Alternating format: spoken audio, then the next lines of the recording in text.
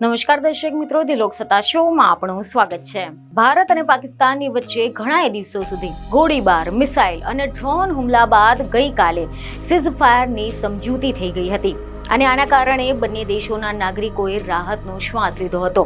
પરંતુ યુદ્ધ વિરામ લાગુ થતાની સાથે જ ભારતની ઘણી બધી જગ્યાએ તેનો ભંગ પણ જોવા મળ્યો।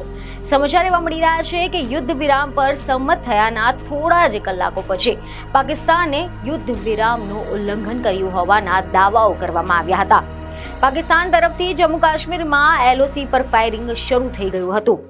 આ સિવાય જમ્મુ કાશ્મીર, પંજાબ, રાજસ્થાન અને ગુજરાતમાં મોટી સંખ્યામાં ડ્રોન પણ દેખાવા લાગ્યા હતા, જેમાં પણ રાજસ્થાનના સરહદી જિલ્લા જેસલમેરમાં શનિવારે રાત્રે 10 મિનિટની અંદર ભયાનક 6 મોટા વિસ્ફોટ થયા હતા, જ્યારે ડ્રોન હુમલાથી બાડમેરમાં ભયનો માહોલ છવાઈ ગયો હતો।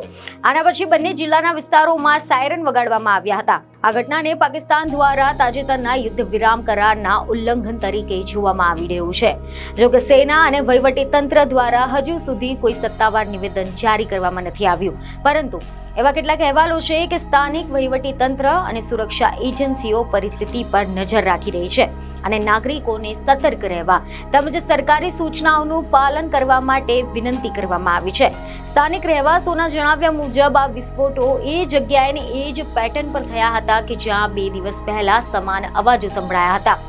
આની પહેલા જેસલમેરના લાઠી વિસ્તારમાં 3 જેટલા મોટા વિસ્ફોટો સંભળાયા હતા, જે 50 કિલોમીટર દૂર સુધી પણ અનુભવાયા હતા। અને એ જ રીતે પોખરણના ધંધુ, ઉગરાસ અને સત્તાવર ગામોમાં વિસ્ફોટની જાણ કરવામાં આવી હતી, જ્યાં મિસાઇલ જેવી વસ્તુ પડી હોવાનું પણ કહેવાઈ રહ્યું છે।